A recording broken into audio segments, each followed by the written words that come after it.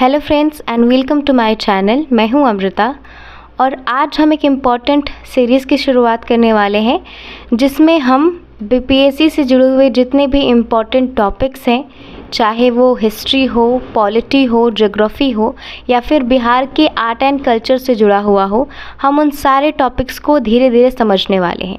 ऐसा इसलिए है क्योंकि आज से 2 वीक पहले ही जो बीपीएससी है उसने 78th बीपीएससी की जो प्री के एग्ज़ाम की डेट है वो अनाउंस कर दी है, जो अब 17 नवंबर को होगी।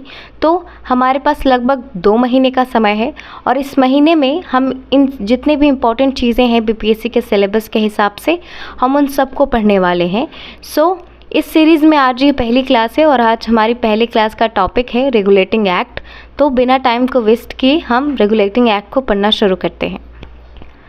Regulating act was passed by the parliament of the Britain on 10th of June 1773 and it was the first step taken by the British government to control the activities of the East India Company in India।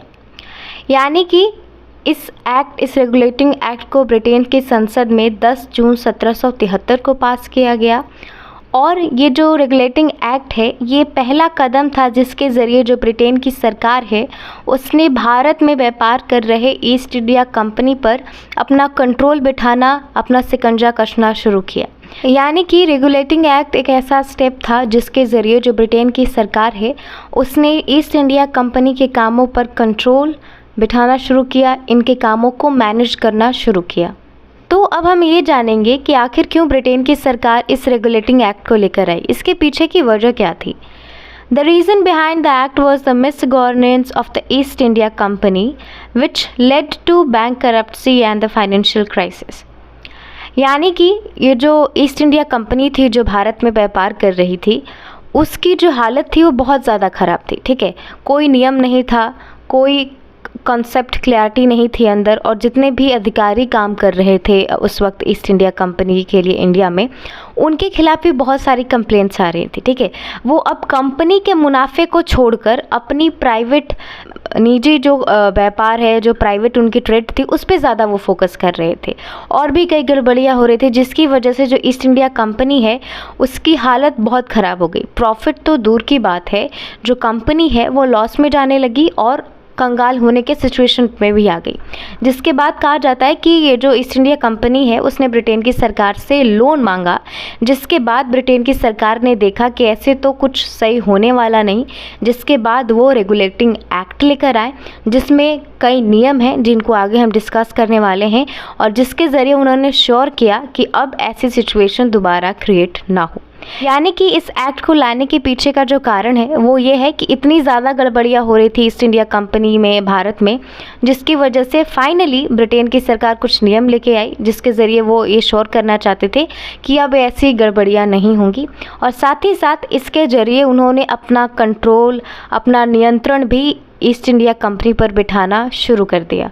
Okay friends, अब हम बारी बारी से समझने वाले हैं कि इस रेगुलेटिंग एक्ट में कौन कौन सी बातें कही गई थी, इसके प्रोविज़न्स क्या क्या थे।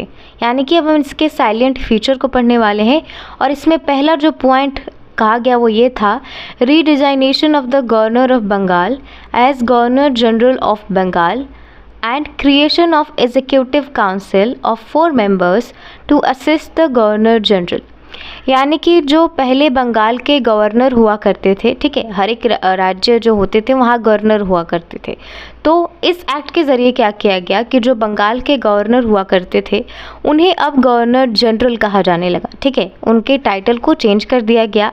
साथ ही साथ उनको उनके कार्यों में, उनके वर्क्स में हेल्प करने के लिए एक एग्जीक्यूटिव काउंसिल को भी बनाया गया और ये एग्जीक्यूटिव काउंसिल जिसे हिंदी में हम कार्यकारी परिषद कहते थे, इसमें 4 मेंबर हुआ करते थे जो गवर्नर जनरल को उनके कार्यों में मदद करेंगे। ठीक है, साथ ही साथ जो बंगाल के पहले जो गवर्नर जनरल हुए उनका नाम था लॉर्ड वारेन हेस्टिंग और ये उनकी फ़ोटो है यहाँ पर।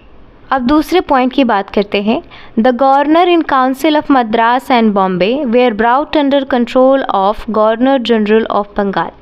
यानी कि मद्रास और बॉम्बे, उस वक्त मुंबई को बॉम्बे कहा जाता था, यानी कि मद्रास और बॉम्बे के जो गवर्नर्स थे उनको बंगाल के गवर्नर जनरल के अंडर ला दिया गया, ठीक है, वो उनके अधीन कर दिए गए।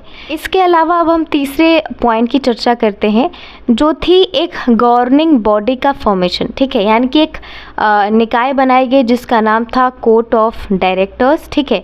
और इस कोर्ट ऑफ डायरेक्टर्स के ज़रिए जो ब्रिटेन की सरकार थी उसने कंपनी पे जो अपना कंट्रोल है ना वो और स्ट्रॉन्ग कर लिया, क्योंकि उन्होंने ऐसा नियम बना दिया कि जो कंपनी है ईस्ट इंडिया कंपनी भारत में, उसे अपने रेवेन्यू यानी कि जो भी राजस्व टैक्स है उससे रिलेटेड, यहाँ के जो सैन्य मामले हैं यानी कि जो भी यहाँ पे मामले चल रहे हैं सेना से रिलेटेड, उन सब से जुड़े हुए जितने मामले हैं उनकी जानकारी आपको कोर्ट ऑफ डायरेक्टर्स को देनी होगी, यानी कि ब्रिटेन की सरकार को देनी होगी, ठीक है। और आप इस तरह से समझ सकते हैं कि कैसे जो ब्रिटेन की सरकार है उसने ईस्ट इंडिया कंपनी पर अपना कंट्रोल बिठाना शुरू कर दिया। This act brought prohibition on the servants of the company from engaging in any private trade and accepting bribes and gifts from the Indian people, ठीक है। मैंने ऊपर आपको बताया था कि इस कंपनी की हालत ज़्यादा ख़राब हो गई थी, ठीक है, प्रॉफिट्स हो नहीं रहे थे, कंपनी कंगाल होने वाली थी। और इसके पीछे कारण ये था कि जो अधिकारी थे कंपनी में काम करने वाले, वो अपने प्राइवेट बिजनेस को ज़्यादा टाइम दे रहे थे, उसे ज़्यादा अटेंशन दे रहे थे। तो जैसे ही ब्रिटेन की सरकार इस एक्ट के साथ आई तो उन्होंने ये कह दिया कि अब आप अगर कोई अधिकारी हैं जो ईस्ट इंडिया कंपनी में काम करते हैं तो आप कोई प्राइवेट बिजनेस चालू नहीं रख सकते, ठीक है। साथ ही साथ उन्होंने ये भी कह दिया कि आप यानी कि जो भी अधिकारी ब्रिटिश ईस्ट इंडिया कंपनी में काम कर रहे हैं वो कोई किसी भी भारतीय से ना कोई तोहफा लेंगे और ना कोई रिश्वत लेंगे, ठीक है। यानी कि इस तरह उन्होंने जो कंपनी के मैकेनिज़्म था उसको सही करने की कोशिश करी। तो अब इस एक्ट की जो सबसे लास्ट और सबसे इम्पॉर्टेंट बात थी अब उसको डिस्कस करने वाले हैं। Establishment of the supreme court at fort Williams Kolkata with 1 chief justice and other 3 जजेस। ओके, इस एक्ट में जो सबसे इम्पॉर्टेंट बात थी ये थी कि एक सुप्रीम कोर्ट की स्थापना की जाएगी और जिस जगह पे इस सुप्रीम कोर्ट की स्थापना की जाएगी वो होगा कोलकाता का फोर्ट विलियम्स, जो कि यहाँ आप पिक्चर में देख सकते हैं, बिल्डिंग का नाम है। साथ ही साथ इसमें यह कहा गया कि सुप्रीम कोर्ट में एक चीफ जस्टिस यानी कि एक मुख्य न्यायाधीश होंगे और इनके अलावा 3 अन्य न्यायाधीश भी होंगे, ठीक है। हालांकि ये एक्ट 1773 में पास हुआ ब्रिटेन की संसद में, लेकिन ये जो सुप्रीम कोर्ट है ये 1774 में स्थापित किया गया था, ठीक है। साथ ही साथ इस सुप्रीम कोर्ट के जो पहले चीफ जस्टिस थे उनका नाम था सर एलिजाह इम्फे, जिनकी पिक्चर यहाँ पर आप देख सकते हैं।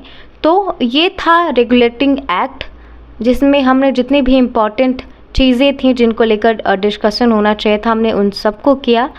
आज के इस वीडियो में इतना ही। आई होप आपको ये वीडियो अच्छा लगा हो। वीडियो को पूरा देखने के लिए बहुत बहुत धन्यवाद।